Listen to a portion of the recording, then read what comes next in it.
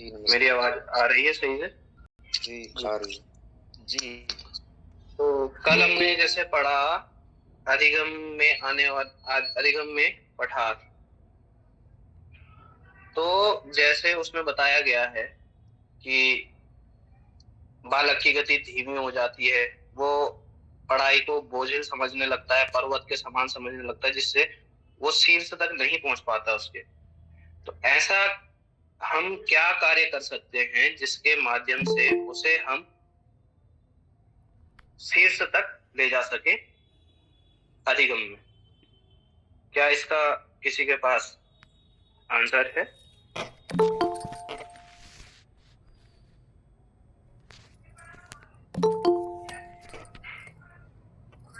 आप hand raise कर दीजिए, मैं नाम ले लूंगा फिर।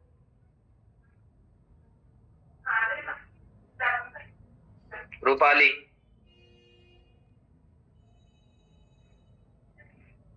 रूपाली।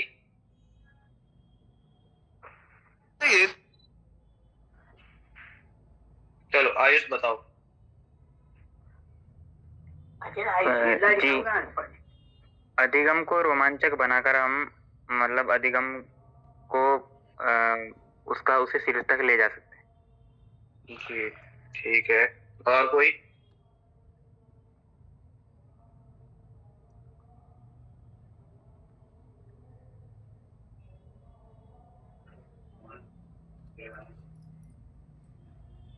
और कोई जवाब देना चाहेगा? क्योंकि टॉपिक में मैं तभी आ पाऊंगा जब आप आंसर देंगे मुझे। अगर मुझे लगेगा कि तब मैं उस हिसाब से टॉपिक पे उस स्तर पे आ पाऊंगा, क्योंकि हमारे पास समय की बाध्यता है। तो कृपया समय बर्बाद ना करें, जो भी आता है वो मुझे बताएं। जी आशीष। जैसे किसी महापुरुषों का जीवन परिचय या प्रेरणा देकर हम बच्चों को बता सकते हैं, तो उनके अधिगम में हम रुचि ला सकते हैं कि वो अधिगम करें।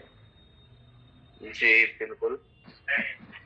प्रेरणा से आप क्या समझते हैं, एक बार सूक्ष्म में बताएंगे?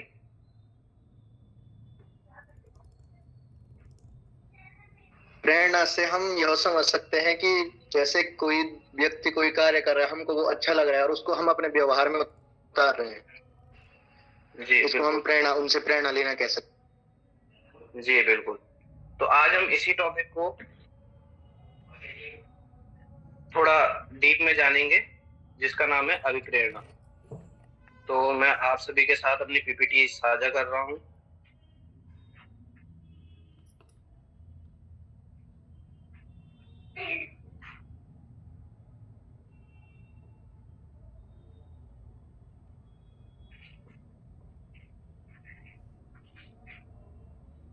आपको पीपीटी प्रदर्शित हो रही है? हाँ जी। जी प्रदर्शित हो रही है। तो जी इसमें हमारा टॉपिक है अभिप्रेरणा से तात्पर्य और उसकी परिभाषा।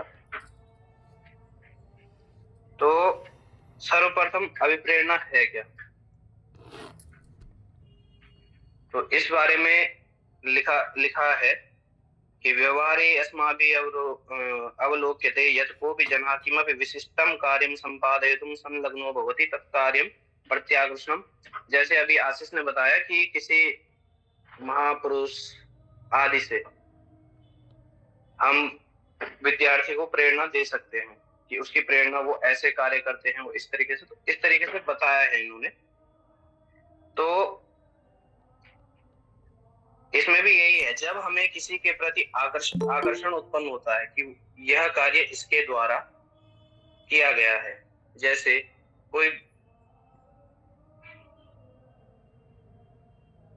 महापुरुष है, विवेकानंद का यहाँ पे उदाहरण ले लेते हैं हम। जैसे वह एक बहुत अच्छे दार्शनिक हुए हैं और उन्होंने भारत का प्रचार प्रसार अन्य देशों में भी किया है। तो उनके जीवन से जो अच्छी चीजें हैं वो हम उनसे प्रेरित होकर उनके जैसे कार्य करने लगेंगे। तो यह हम उनसे प्रेरणा ले रहे हैं। तो इसमें दो चीजों की मुख्य भूमिका होती है, एक प्रेरक और एक जिसे आप लोग उद्दीपन भी कह रहे हैं। अभी पुराने जो हमारे प्रकरण चले उसमें उद्दीपन शब्द आया कि जिसके प्रति व्यक्ति आकर्षित होता है। जैसे कुत्ता भोजन के प्रति आकर्षित हुआ, वन मानुष भी केलों के प्रति आकर्षित हुआ, बिल्ली मांस के प्रति आकर्षित हुई, इस तरीके से। तो अभिप्रेरणा का शाब्दिक अर्थ है आंतरिक उत्तेजना। अभिप्रेरणा एक तरीके का भाव है जो सिर्फ और सिर्फ व्यक्ति स्वयं ही समझ सकता है कि मैं मोटिवेटेड हूं। इसको इंग्लिश में मोटिवेशन शब्द से कहा गया है। तो यह एक आंतरिक उत्तेजना है जिसे आदमी केवल स्वयं समझ, इसलिए यहाँ पे आंतरिकी शब्द का प्रयोग किया गया है। और ये अधिगम के लिए अनिवार्य स्थिति है। जैसे कोई विद्यार्थी अपने कार्य को, जैसे पठार शब्द आया था अभी कि जब वो उस कार्य में मंद हो जाता है तो वहां पे वो शीर्ष तक नहीं पहुंच पाता, जिससे अधिगम का पठार उत्पन्न हो जाता है। तो उसी प्रकार जो अधिगम का पठार उत्पन्न हुआ उसे हम उस विद्यार्थी को प्रेरणा देंगे, किसी इस ऐसे दृष्टांत से उसको प्रेरणा देंगे कि जिससे वो अधिगम के प्रति प्रेरित हो जाए। अब दूसरा मैंने लिखा है यहाँ पे अधिगम के लिए अनिवार्य स्थिति। तो अनिवार्य स्थिति है ही, क्योंकि जब हम विद्यार्थी की गति मंद होने लगती है तो उसको प्रेरित करेंगे तो वो अधिगम करने में सक्षम हो पाएगा जब वो प्रेरित होगा। तो एक है, और इसको स्वर्ण मार्ग कहा गया है कि ये अधिगम के लिए स्वर्णिम मार्ग है। अगर कोई विद्यार्थी धीमा होता है तो उसके लिए स्वर्णिम मार्ग है। अगर उसे ये नहीं बताया जाएगा तो वो धीरे धीरे मंद मंद मंद मंद और मंद होता चला जाएगा, जिससे वो अधिगम से दूर हो जाएगा पूर्ण रूप से। तो अभिप्रेरणा को जैसे मैंने बताया कि आंग्ल भाषा में मोटिवेशन शब्द कहा गया, मोटिवेशन कहा गया है।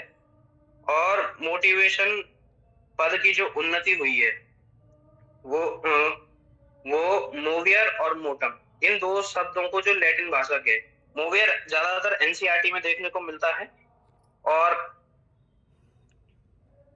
जो वैसे मनोवैज्ञानिकों मतलब जो वैसी मनोविज्ञान की, स्पेशली मनोविज्ञान की किताब, उसमें ज्यादातर मोटम देखने को मिलता है, जिसका मतलब है टू मूव, अर्थात दोलनम, मतलब गति करना, जिससे कार्य में गति आती है। तो इसको मोटिवेशन कहा गया है।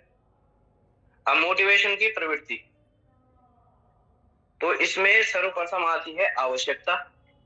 आवश्यकता अर्थात नीड, जिसे इंग्लिश में कहेंगे हम नीड। जब हमें किसी कार्य की नीड होगी तभी हम उसके प्रति आकर्षण होगा या हमारी आंतरिक उत्तेजना होगी कि हमें यह कार्य करना चाहिए। फिर यह एक आंतरिकी प्रक्रिया है, जैसे मैंने भी बताया कि ये एक भाव है, ये किसी को दिखता नहीं है। अगर आप किसी को बोलेंगे कि मोटिवेशन दिखाओ कैसे होता है, तो ऐसा नहीं हो सकता है।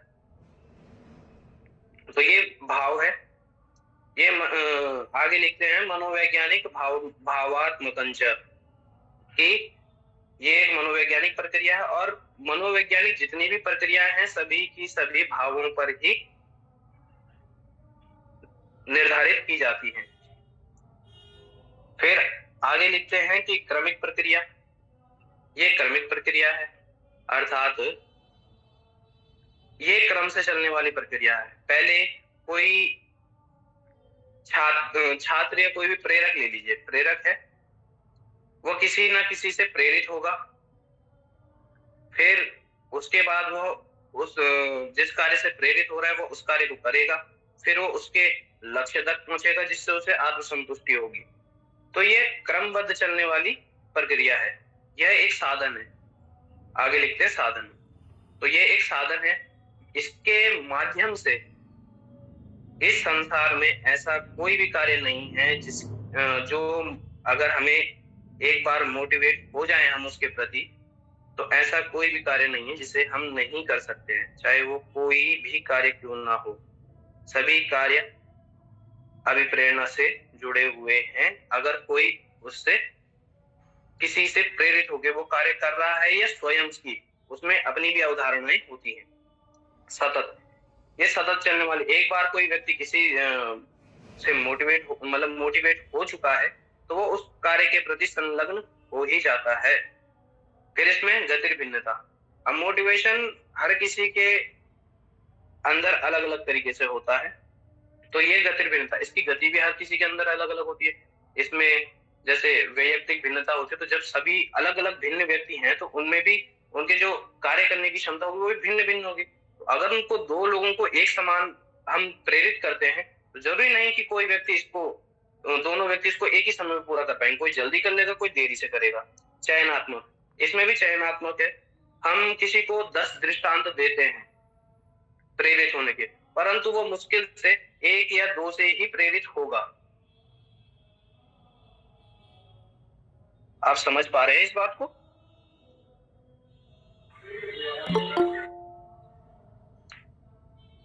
और मेरी आवाज आ रही है? जी आ रही है।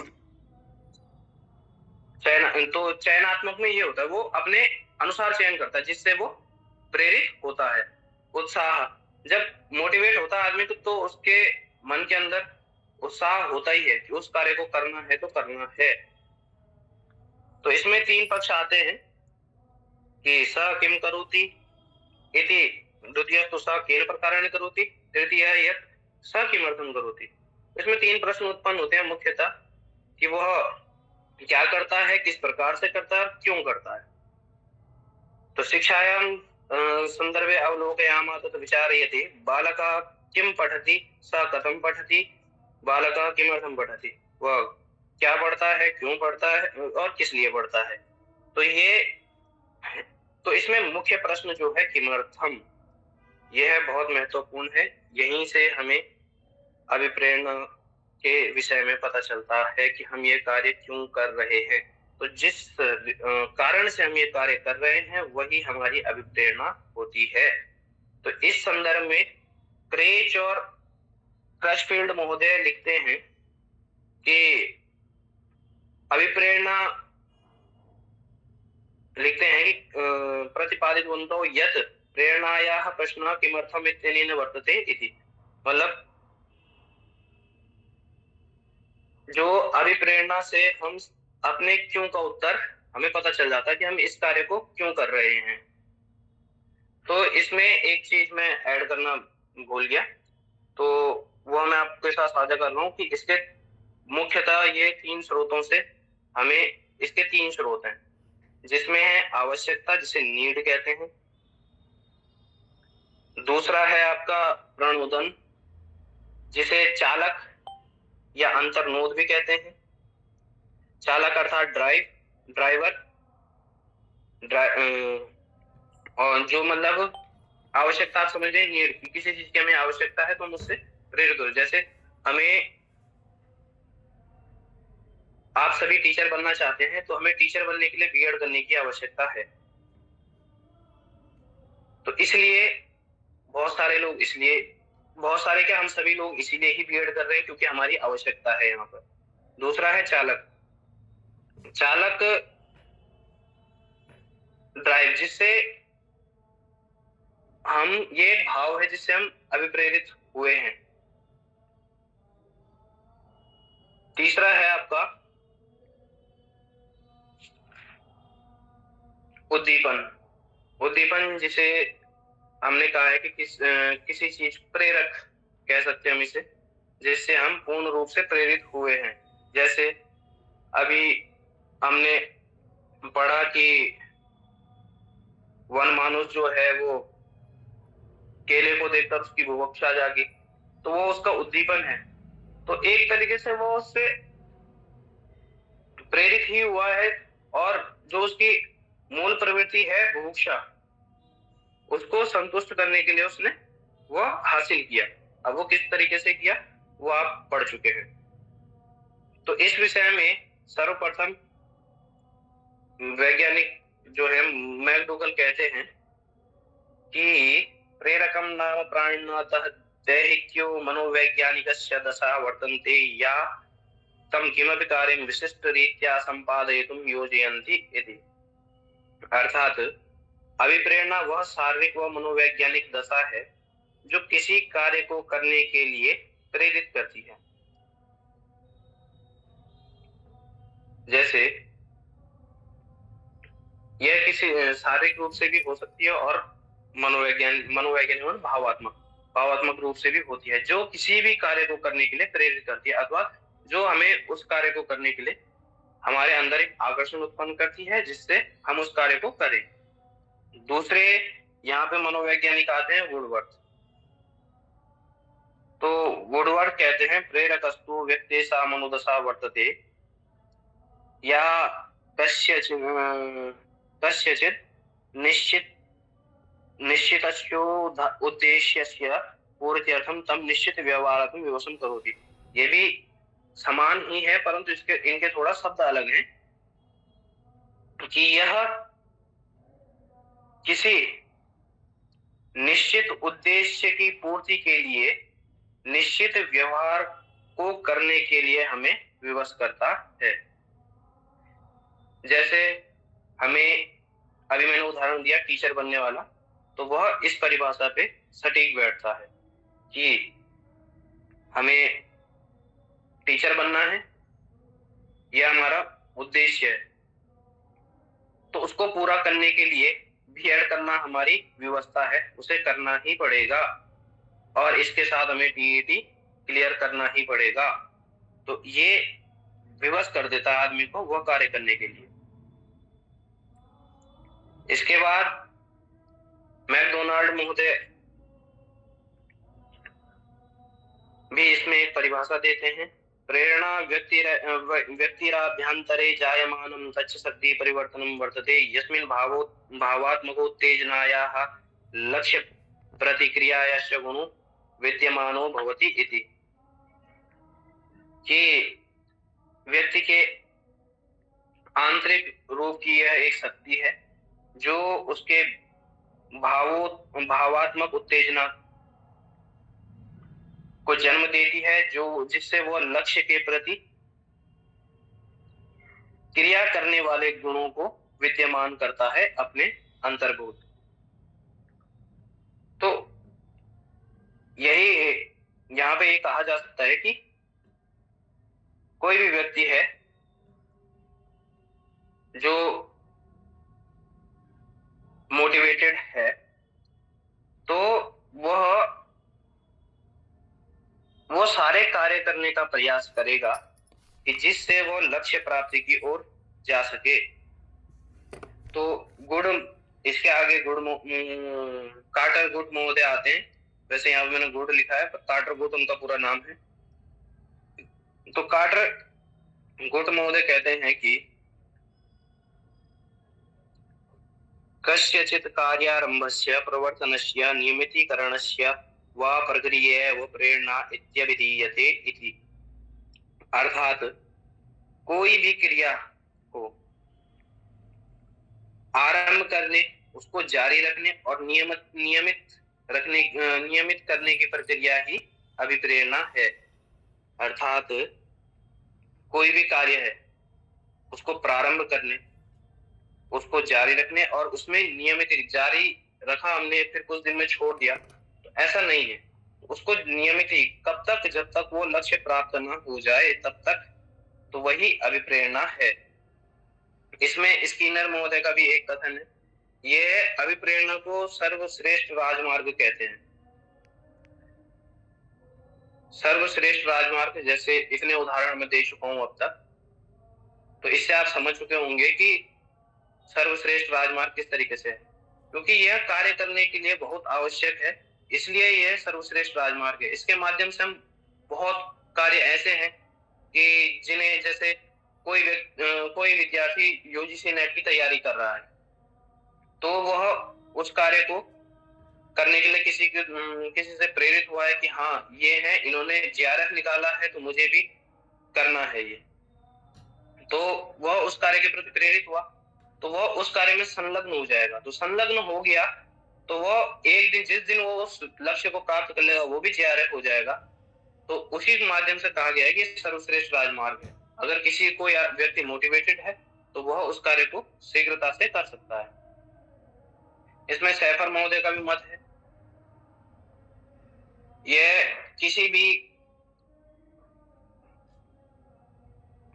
अभिप्रेरणा क्रियाया एतादृशी प्रवृत्ति वर्तते या तो प्रेरकैरुत्पद्यते समायोजनैश्च परिसमाप्त्येति। तो यह ऐसी प्रक्रिया है जो किसी व्यक्ति को कार्य करने से लेकर समाप्ति तक चलने वाली प्रक्रिया है, ये सैफर महोदय कहते हैं। आर्मरोड महोदय मतानुसारम प्रेरणास्य तात्पर्यं तस्याः स्थिते वर्तते या जनाय व्यवहाराय बलं प्रदाति मार्गं प्रदर्शयति संयोजयति इति वा।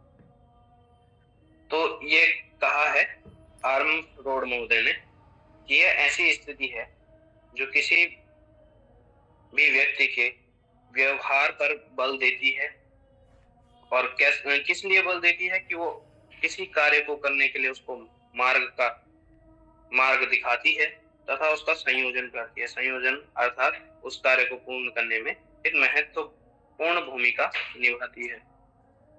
तो प्रेरणा इसमें आगे कि इनकी परिभाषाओं से एक ही निष्कर्ष निकलता है कि यह एक मनोदैहिक स्थिति है, अर्थात ये भावात्मक तथा दैहिक शारीरिक स्थिति है। प्रेरणा कारणादेव प्राणिनाम क्रियासु गतिरायाति। प्रेरणा के कारण ही गति के प्राणी के कार्यों में गति आती है। क्रियामाणामेषां गति लक्ष्यं प्राप्ति पर्यन्तं विद्यमाना भवति। यथा बुभुक्षितो जनो बुभुक्षाया स्थितो भोजनं प्राप्तुं सक्रियतो भवति जायते। तो लक्ष्य पर्यंत जैसे कि इसमें कहा है कि क्रियाणामेषां गति ही, क्रिया एक ऐसी गति है जिससे लक्ष्य प्राप्ति तक विद्यमान रहती है। जैसे बुभुक्षितो कोई व्यक्ति भूखा है तो वह भोजन प्राप्त करने के बाद संतुष्ट हो जाता है।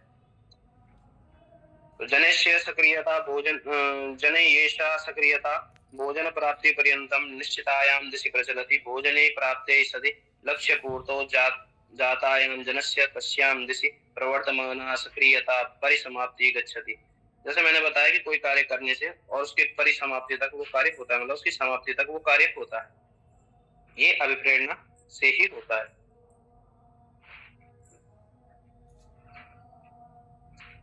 तो इसमें मैकडोनाल्ड महोदय 3 तत्व रखते हैं जिन्हें मैंने भी स्रोत भी कहा। तो वो 3 तत्व रखते हैं कि शुरुआत सबसे पहले है तत्र प्रथमं भवति प्रेरणाया प्रारंभ, कि इसमें प्रेरणा का सर्वप्रथम है प्रेरणा का प्रारंभ। ये प्रारंभ कहाँ से हुआ? ये व्यक्ति को किसी से मिली, वो किसी को देख के प्रेरित हुआ इत्यादि। अभिप्रेरणाया द्वितीयं तत्वं भावात्मके प्रबोधनेन संबंधम वर्तते। इससे व्यक्ति की जो भाव है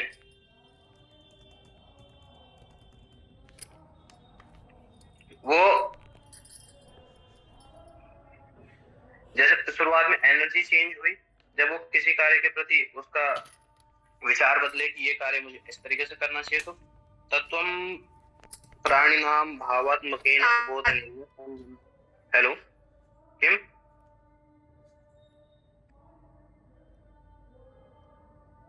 कृपया डिस्टर्ब ना करें। अगर आपको कोई बात समझ में नहीं आ रही है तो सवाल पूछ सकते हैं। कोई प्रश्न है?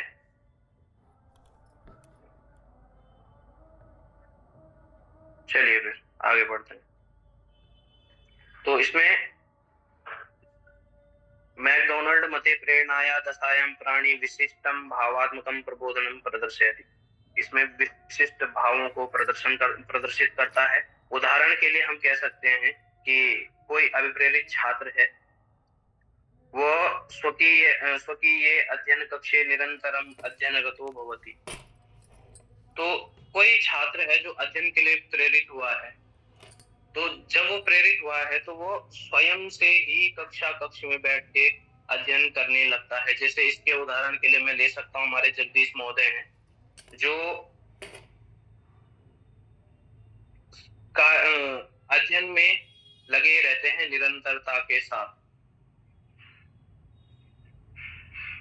तो अभिप्रेरणाया तृतीयत्वे मैकडोनल्ड मध्ये प्रतिपादितं यत् जनाः प्रत्याशितलक्ष्यं प्रतिक्रियायाः प्रदर्शनं करोति। इसमें गोल के प्रति व्यक्ति के रिएक्शन होते हैं, जो वो उसको जैसे अध्ययन की बात आई तो अपनी सामग्रियां, जैसे किसी का एम है कि मैं पीसीएस बनूंगा या आईएएस बनूंगा, तो वो जानता है, कोशिश करता है जानने की कि मैं इस कार्य को कैसे करता हूँ। एक सिलेबस निकालता है, फिर उसके बाद वो उस सिलेबस को देखता है, फिर वो प्रीवियस ईयर पेपर निकालता है, उन प्रीवियस ईयर पेपरों में देखता है कि प्रश्न कैसे कैसे उठ रहे हैं, मुझे सिलेबस में कहाँ से कहाँ पढ़ना चाहिए, कौन से टॉपिक इंपॉर्टेंट है, आदि आदि, यह इसके अंतर्गत आते हैं। अब इसमें एक और पक्ष आता है जो मूल प्रवृत्तियों के नाम से जाना गया है। तो मूल प्रवृत्ति का सिद्धांत दिया है हमारे मैकडूगल महोदय ने, जो इंग्लैंड देश के निवासी थे। तो मूल प्रवृत्तियों का अर्थात सिंपल है कि जो हमारे मूल से होती हैं, अर्थात जो जन्मजात होती हैं, ये हमारे अंदर जन्मजात होती हैं। जैसे बुभुक्षा एक व्यवहार है, वो हमें कोई सिखाता नहीं है, हमें भूख लगती है तो हम खाते हैं, ये मूल प्रवृत्तियां हैं। जैसे युयुत्सा है, जो हमारा आत्म सुरक्षा की प्रवृत्ति भी कहा गया है। इसमें हम आत्म सुरक्षा, इसमें हम अगर कोई हमसे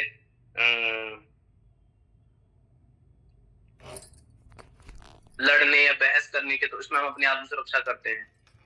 इसमें एक ऐसी और भी है, इन्होंने मैकडूगल महोदय ने 14 प्रवृत्तियां बताई हैं, मूल प्रवृत्तियां मुख्यतः यही है।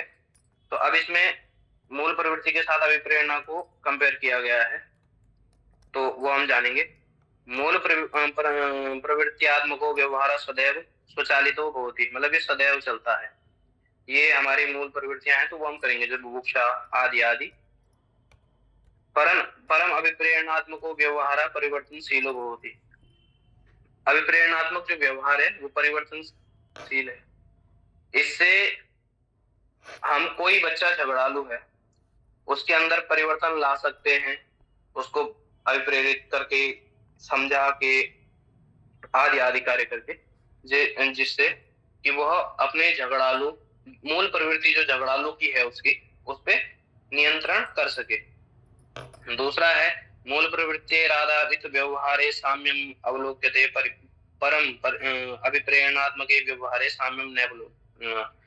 जैसे मूल प्रवृत्ति का जो व्यवहार है उसमें हमें समानता देखने को मिलती है, परंतु अभिप्रेरणात्मक व्यवहार में ऐसा नहीं है। जैसे मैंने शुरुआत में ही कहा है आपको कि गतिर भिन्नता,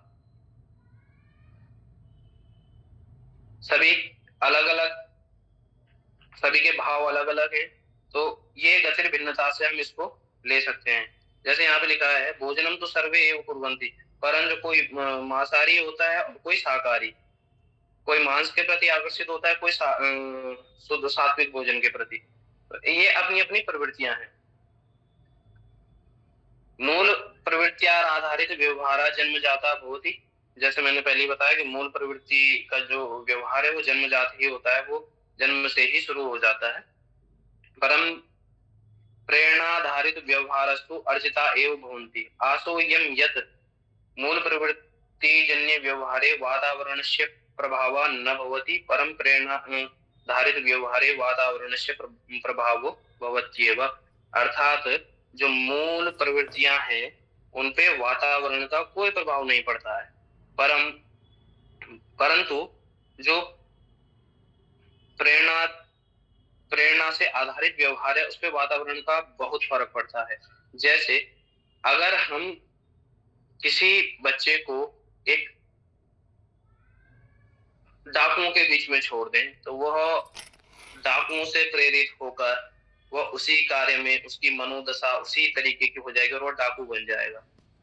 और वहीं उसी बच्चे को, उनके दूसरे बच्चे को जो है हम एक ऐसे क्षेत्र में रख दे जहां सभ्य सामाजिक लोग रहते हैं, तो उनके बीच में तो वह भी उन्हीं की तरह आचरण करेगा, क्योंकि वह उनके साथ वातावरण में उनसे प्रेरित होगा कि मुझे ये करना चाहिए, ये नहीं करना चाहिए। तो इसी के साथ धन्यवाद। अगर आप लोगों में से किसी का कोई प्रश्न है तो पूछ सकता है।